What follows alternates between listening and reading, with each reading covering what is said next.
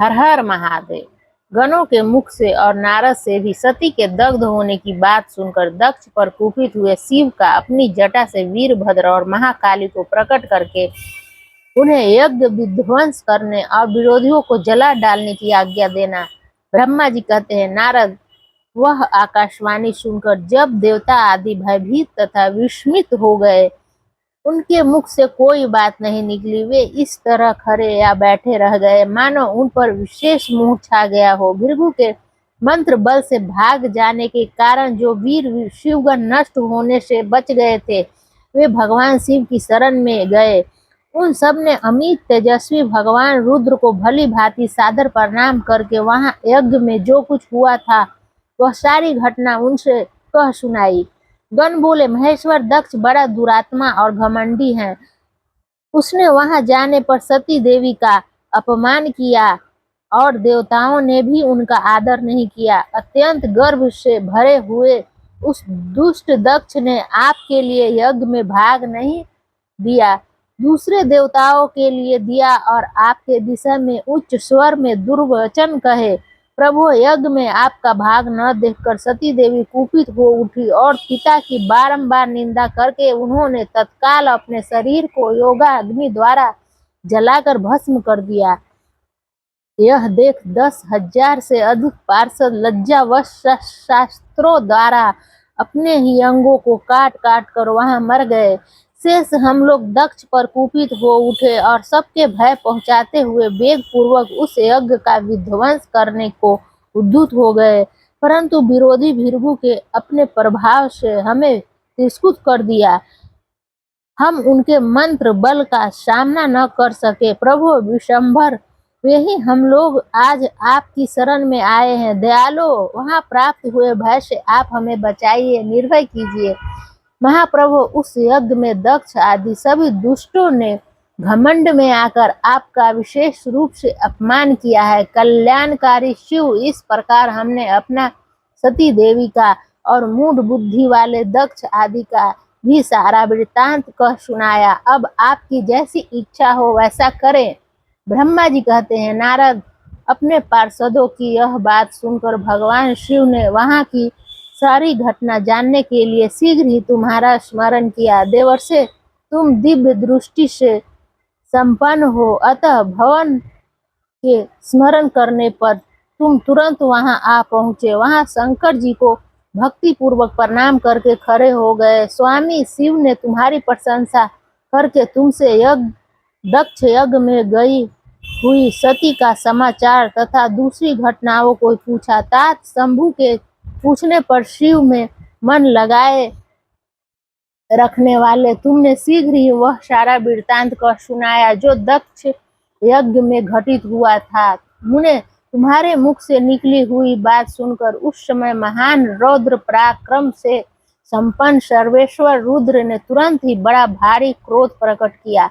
लोक संहारकारी रुद्र ने अपने सिर से एक जटा उखाड़ी और उसे रोषपूर्वक उस पर्वत के ऊपर दे मारा।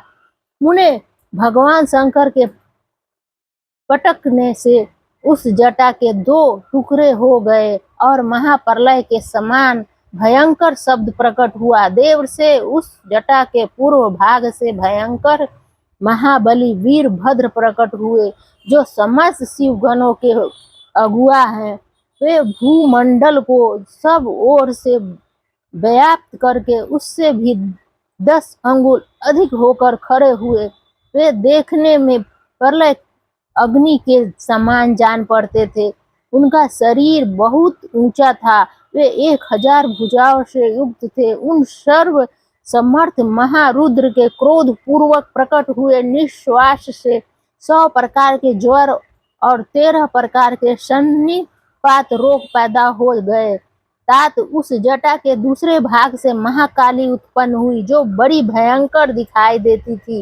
वे करोड़ों भूतों से घिरी हुई थी। जो ज्वर पैदा हुए वे सब के सब शरीरधारी, क्रूर और समस्त लोकों के लिए भयंकर थे। वे अपने तेज से प्रज्वलित हो सब और दाह उत्पन्न करते हुए से प्रतीत होते थे। वीरभद्र बातचीत करने में बड़े कुशल थे। उन्होंने दोनों हाथ जोड़कर परमेश्वर शिव को प्रणाम करके कहा। वीरभद्र बोले, महारुद्र, सोम, सूर्य और अग्नि को 3 नेत्रों के रूप में धारण करने वाले प्रभु, शीघ्र आज्ञा दीजिए। मुझे इस समय कौन सा कार्य करना होगा? ईशान, क्या मुझे आधे ही क्षण में सारे समुद्रों को सुखा देना है, या इतने ही समय में संपूर्ण पर्वत को पीस डालना है? हर मैं एक ही क्षण में ब्रह्मांड को भस्म कर डालूं, या समस्त देवताओं और मुनीश्वरों को जलाकर राख कर दूं? शंकर, ईशान, क्या मैं समस्त लोकों को उलट पुलट दूं, या संपूर्ण प्राणियों को विनाश कर डालूं? महेश्वर, आपकी कृपा से कहीं कोई भी ऐसा कार्य नहीं है जिसे मैं न कर सकूं। पराक्रम में के द्वारा मेरी समानता करने वाला वीर न पहले कभी हुआ है और न आगे होगा। शंकर, आप किसी तिनके को भेज दे तो वह भी बिना किसी यत्न के क्षण भर में बड़े से बड़ा कार्य सिद्ध कर सकता है, इसमें संशय नहीं है। शंभो, यद्यपि आपकी लीला मात्र से सारा कार्य सिद्ध हो जाता है, तथापि जो मुझे भेजा जा रहा है यह मुझ पर आपका अनुग्रह ही है। शंभो, मुझ में भी जो ऐसी शक्ति है वह आपकी कृपा से ही प्राप्त हुई है। शंकर, आपकी कृपा के बिना किसी में भी कोई शक्ति नहीं हो सकती। वास्तव में आपकी आज्ञा के बिना कोई तिनके आदि को भी हिलाने में समर्थ नहीं है, यह निसंदेह कहा जा सकता है। महादेव, मैं आपके चरणों में बारंबार प्रणाम करता हूँ। आप अपने अभीष्ट कार्य की सिद्धि के लिए आज मुझे शीघ्र भेजिए। शंभो, मेरे दाहिने अंग बारंबार फरक रहे हैं, इससे सूचित होता है कि मेरी विजय अवश्य होगी, अतः प्रभु मुझे भेजिए। शंकर, आज मुझे कोई अभूतपूर्व एवं विशेष हर्ष तथा उत्साह का अनुभव हो रहा है और मेरा चित्त आपके चरण कमलों में लगा हुआ है, अतः पग पग पर मेरे लिए शुभ परिणाम का विस्तार होगा। शंभो, आप शुभ के आधार है, जिसकी आपसे सुदृढ़ भक्ति है उसी को सदा विजय प्राप्त होती है और उसी का दिनों दिन शुभ होता है। ब्रह्मा जी कहते हैं, नारद, उसकी यह बात सुनकर सर्व मंगला के पति भगवान शिव बहुत संतुष्ट हुए और वीरभद्र तुम्हारी जय हो ऐसा आशीर्वाद देकर वे फिर बोले। महेश्वर ने कहा, मेरे पार्षदों में श्रेष्ठ वीरभद्र ब्रह्मा जी का पुत्र दक्ष बड़ा दुष्ट है। उस मूर्ख को बड़ा घमंड हो गया है, अतः इन दिनों वह विशेष रूप से मेरा विरोध करने लगा है। दक्ष इस समय एक यज्ञ करने के लिए उद्धत है। तुम परिवार सहित उस यज्ञ को भस्म करके फिर शीघ्र मेरे स्थान पर लौट आओ।